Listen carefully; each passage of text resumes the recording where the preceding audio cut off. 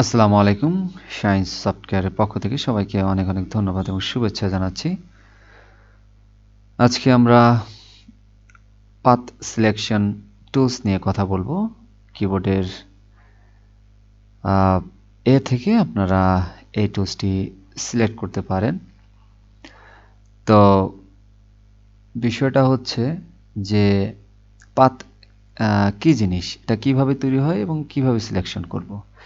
আমরা গতদিন যেটা নিয়ে আলোচনা করেছি সেটা হচ্ছে পেইন্ট টুলস। এখন পেইন্ট টুলস দ্বারা আমরা যেই শেপটি তৈরি করলাম, এই শেপটির নামই হচ্ছে পাথ।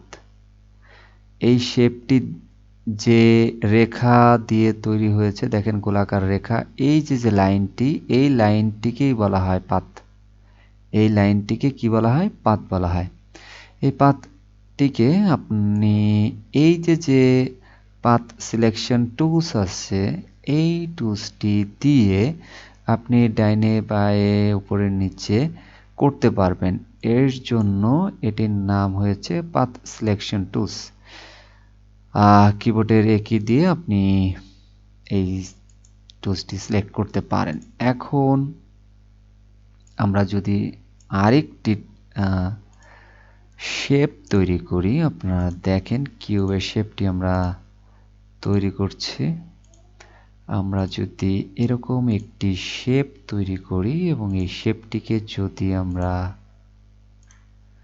কি করব, এই যে পাথ সিলেকশন টুলসটা আছে, এই টুলস দিয়ে আমরা এইভাবে ডানে বাঁয়ে আমরা সরাতে পারবো। এখন আরেকটি টুলস আছে, যে টুলসটির নাম হচ্ছে ডিরেক্ট সিলেকশন টুলস। এখন ডিরেক্ট সিলেকশন টুলসটির কাজ কি? এর কাজটি হচ্ছে এই যে আমাদের অ্যাঙ্করগুলো আছে, এই অ্যাঙ্করগুলোকে আপনি যদি একটি ক্লিক করেন তাহলে দেখবেন সিলেক্ট হয়ে যাচ্ছে। দেখেন অন্যগুলো সাদা আছে ভেতরে, কিন্তু এটার ভেতরে হচ্ছে আপনার সলিড কালার কিংবা ভরাট করা আছে, তার মানে হচ্ছে এটা সিলেক্ট করা আছে। এটার মধ্যে যদি চাপ দেন তাহলে এটা সিলেক্ট হয়ে যাবে, এটার মধ্যে চাপ দিলে এটা সিলেক্ট হয়ে যাবে, এই অ্যাঙ্করে চাপ দিলে সিলেক্ট হবে। যাই হোক, তো আমি এই অ্যাঙ্করে চাপ দেওয়ার পরে সিলেক্ট হয়ে যাচ্ছে এবং লেফট ক্লিক করে ধরে আমি এটাকে যেখানে ইচ্ছা সেখানে শেপগুলো চেঞ্জ করতে পারতেছি।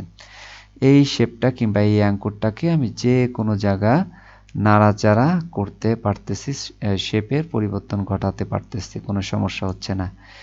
এর জন্য এই টুলসটি ব্যবহার করা হয়ে থাকে। এটি হচ্ছে ডিরেক্ট সিলেকশন টুলস। তো এই ডিরেক্ট সিলেকশন টুলস দিয়ে অনেক সময় আপনারা যখন শেপ তৈরি করবেন, শেপের মধ্যে অনেক ভুল থাকতে পারে, অনেক সমস্যা থাকতে পারে। এই সমস্যার সমাধান করার জন্য এই টুলসটি ইউজ করা হয়ে থাকে। তো আমরা এখান থেকে আজকে পাথ সিলেকশন টুলস আমরা শিখলাম এবং হচ্ছে ডিরেক্ট সিলেকশন টুলস শিখলাম। এই দুটা টুলসের কাজই আমরা শিখলাম। আশা করি কারো সমস্যা হওয়ার কথা না। যদি সমস্যা থাকে তাহলে অবশ্যই আমাদেরকে কমেন্টসে জানাবেন, আমাদের সাথে যোগাযোগ করবেন। আমরা আপনাদের উত্তর দেওয়ার চেষ্টা করব। আর সকলের প্রতি আমাদের একটি রিকোয়েস্ট থাকবে, আপনাদের যদি কিছু পরিমাণ আমাদের ভিডিওটি উপকারে এসে থাকে অথবা আমাদেরকে ভালোবেসে থাকেন তাহলে অবশ্যই বেশি বেশি করে শেয়ার, লাইক, কমেন্টস করতে ভুলবেন না। তো ধন্যবাদ সবাইকে। সবাই ভালো থাকবেন, সুস্থ থাকবেন। খোদা হাফেজ।